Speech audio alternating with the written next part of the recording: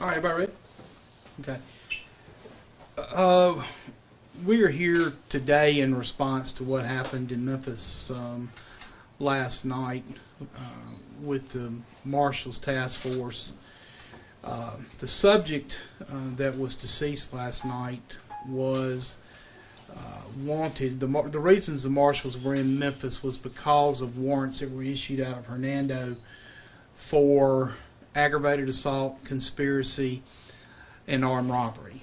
And the basic facts of what happened here were our victim here had placed a ad on Facebook Marketplace for a vehicle. It happened to be the vehicle that was there last night. But the subject, Mr. Weber, came down here, and they had been talking through the day on Facebook about the purchase of the vehicle.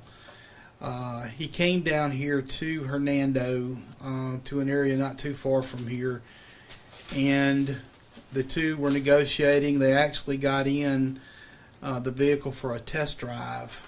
Mr. Weber advised our victim that he wanted to kind of see what the vehicle would do, and asked the victim here to drive the car because he didn't want to tear it up, basically. And as our victim got out of the passenger seat from the test drive, he went around to the back of the car where Mr. Weber met him with a pistol and shot him 5 times. Obviously, at the time, we didn't know who he was because he took the vehicle. Detective with Hernando began an investigation and developed Mr. Weber as a suspect. A photo spread was shown to our victim, and he positively ID'd Mr. Weber as being the one who shot him and stole his car, or robbed him of his vehicle. Warrants were obtained by the Hernando Police Department, and as is typical when a suspect is out of state, obviously we don't have any jurisdiction to go into Memphis and arrest somebody. We employ the use of the Gulf States Task Force, which is the U.S. Marshal Service, to help locate our suspects. And that's what was done here, and that's why the Marshals were in Memphis last night attempting to apprehend Mr. Weber. Now, the Marshals were advised by Detective Gates, Detective Hodge, Chief Worsham, of the serious nature of the charges that we had here. So obviously when they were up in Memphis looking for him, they were very aware of his propensity for violence toward our victim down here. I mean, he just basically cold-bloodedly shot him 5 times.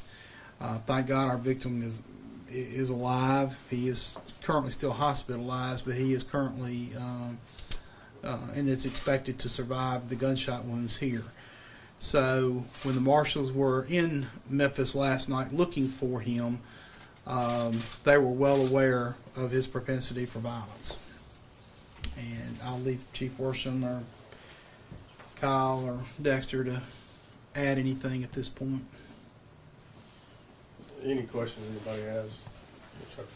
Do you always get the marshals to arrest if a subject is over in Memphis on one of your warrants? Typically, yes. It just depends on the circumstances. They're more apt to capture violent fugitives as opposed to somebody that stole a car or forged a check or something of that nature. But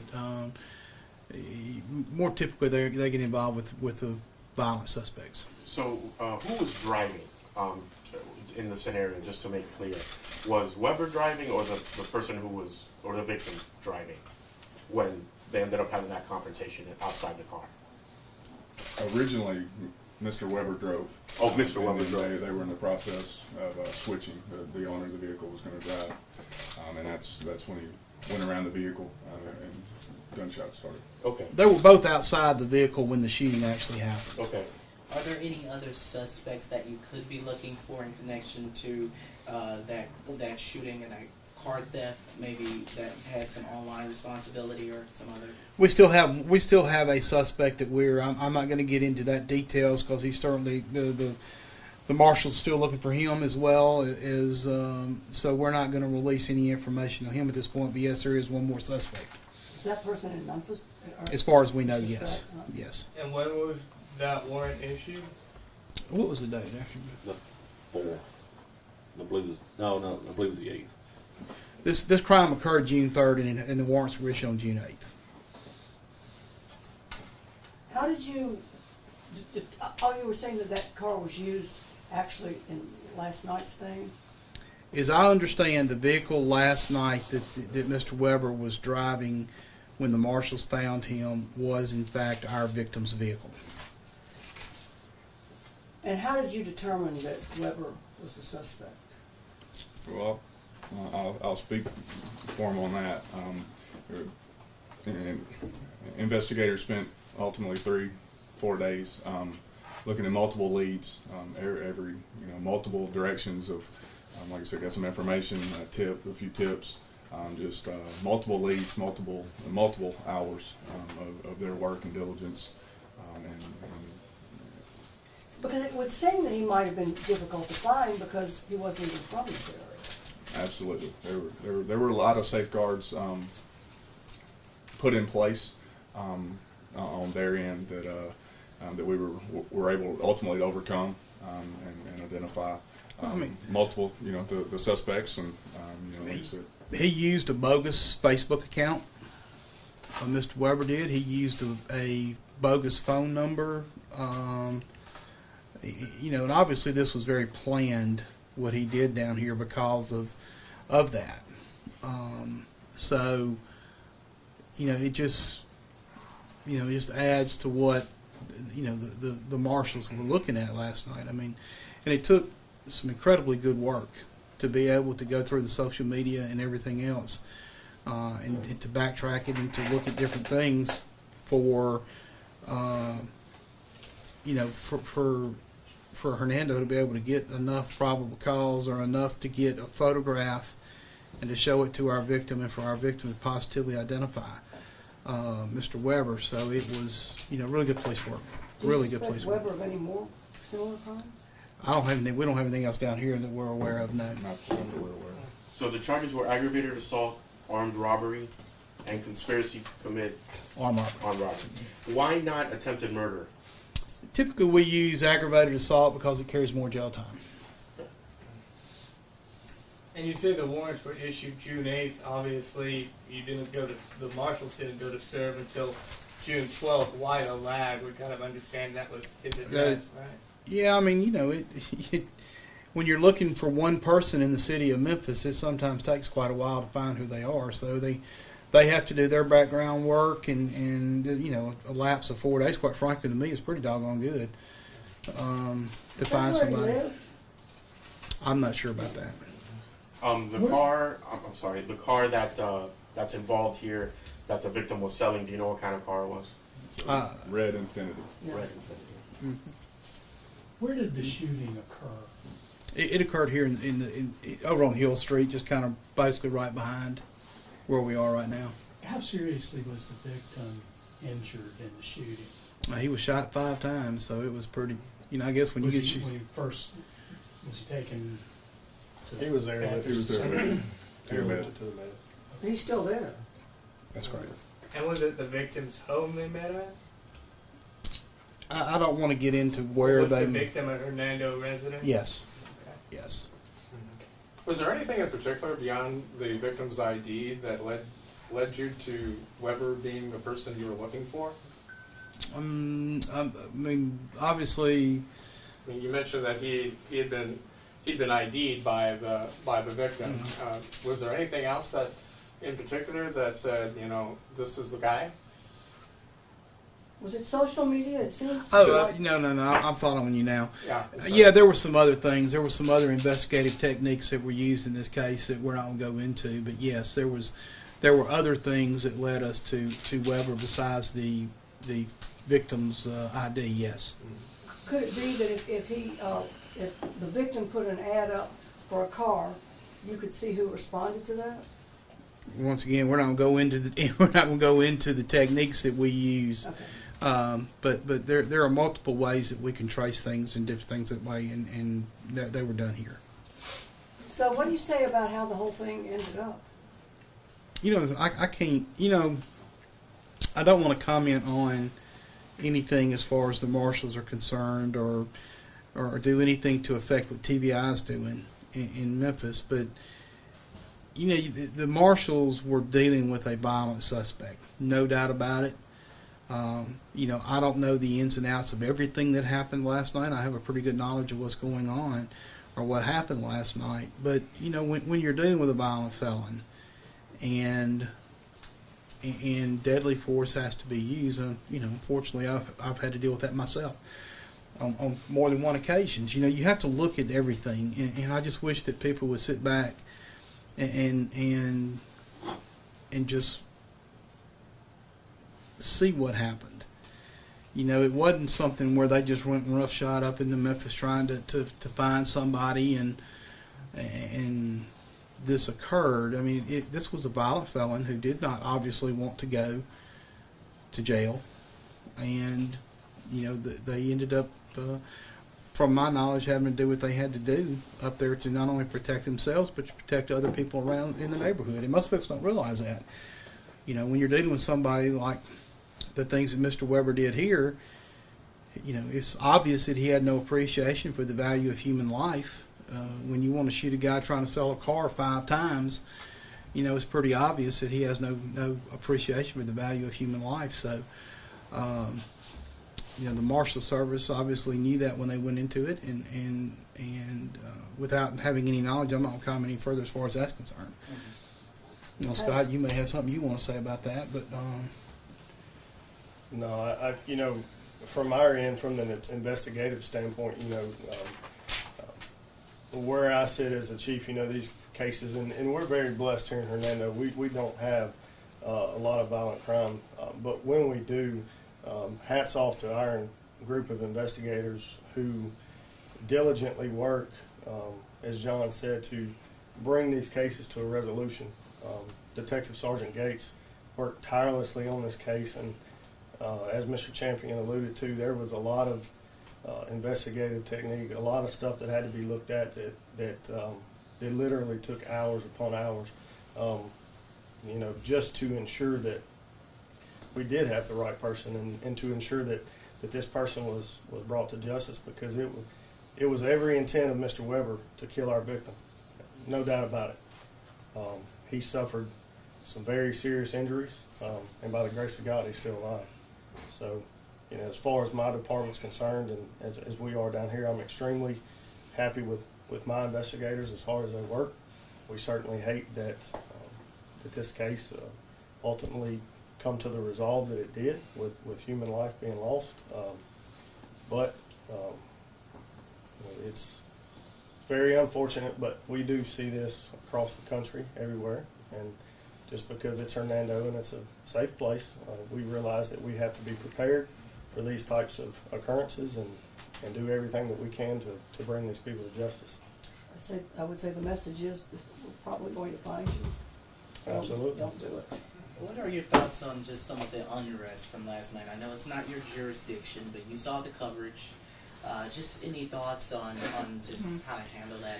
you know, I understand. I've been doing this a long time, and I fully understand the frustration. You know, I've dealt with it myself on numerous occasions, and unfortunately in the past. And you know, I can't speak for what happened up there last night as far as the unrest is concerned. You know, all I can say is that I wish people would just sit back before all this occurs and innocent people get hurt. You know, I think 25 police officers, you were hurt last night.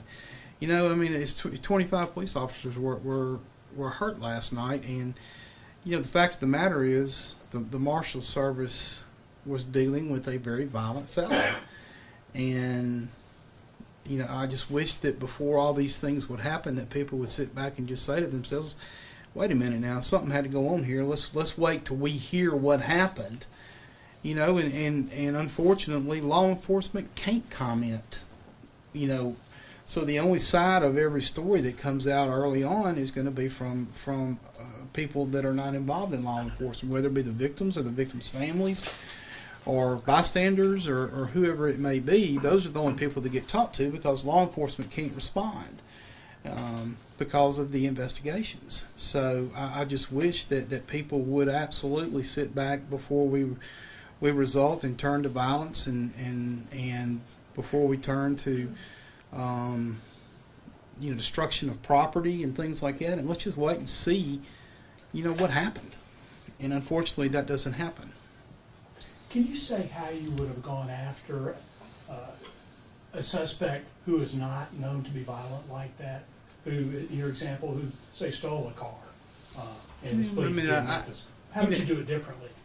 I can't comment on that. I mean, obviously I don't catch them. The law enforcement catches them, but normally, or I'll let Scott comment or that, but normally,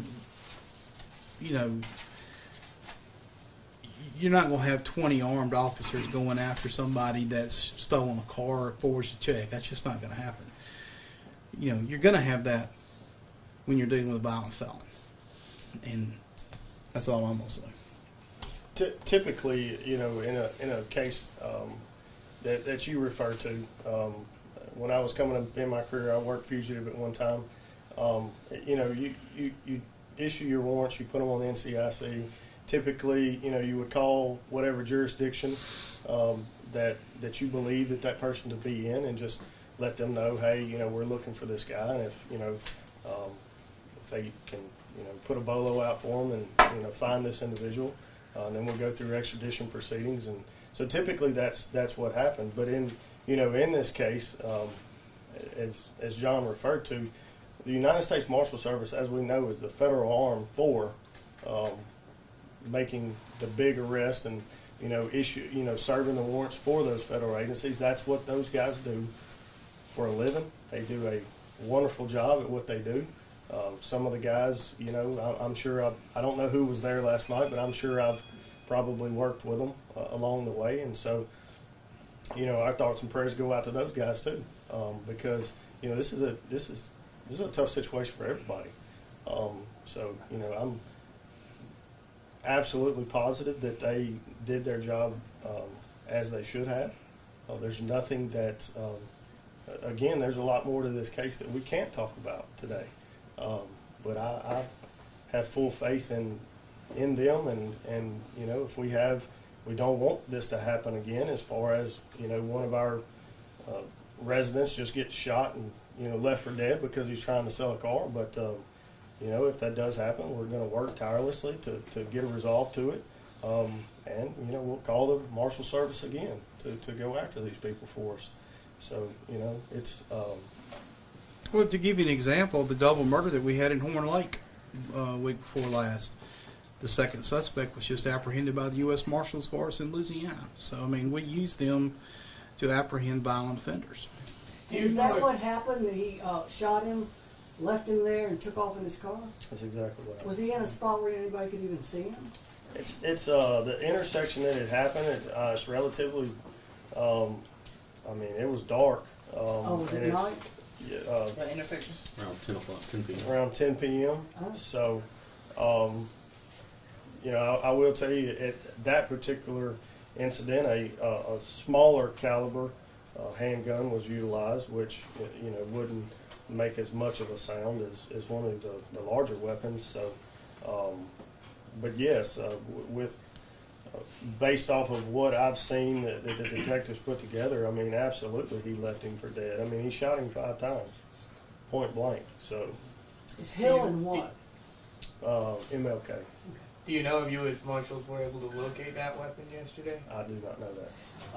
What would you say? There's still one suspect still out there. That is correct. And we had a very violent night last night, catching or getting at one of the two.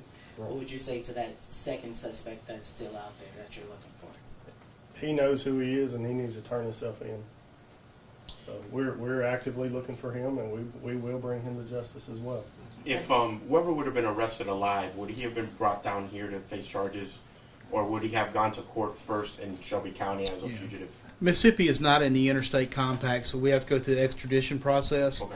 So if he had been arrested in Memphis last night and he had waived extradition at some point, we would have brought him back down here. If not, then we'd have gone through the process of getting a governor's warrant.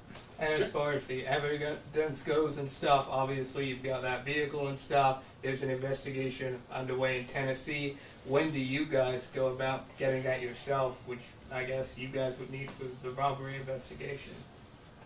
Well, I mean, you know, obviously we're going to let TBI, because of what happened last night, we're going to let TBI take the lead on everything. And then once they complete, I'm sure that Dexter or Kyle or Chief will meet with them. I'll probably meet with the DA's office up there, and then we'll figure out, you know, where we go from here. Because, you know, quite frankly, you know, him as a suspect to us is no longer, you know, obviously can't prosecute him now, so we have to focus on who the second suspect is. And as far as we know, he wasn't a part of last night. So what we do as far as the second suspect is concerned will be a little bit different. That second suspect then going to be down here? At some point, are you looking at charges on that second suspect down here? Yes. Okay. Yes. And you mentioned Weber was a felon. What other black marks did he have, or is that the only No, one? he was a violent felon because of what happened down here. Okay, very good. And what Was the other suspect in the car, or did he come with Weber to make the alleged purchase? We believe that he drove Weber down here. But he wasn't on the test drive? He was not on the test drive. That is correct. Do you know how long Weber had known the person who posted the ad? If they had known each other for a long time? We have absolutely no evidence they knew each other.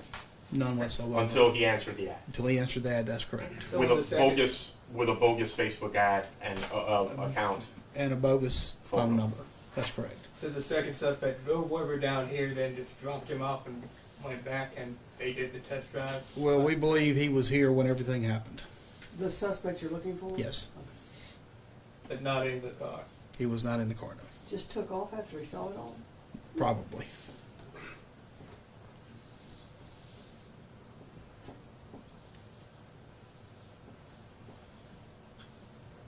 Any other questions? Okay, thank y'all for coming. We appreciate it.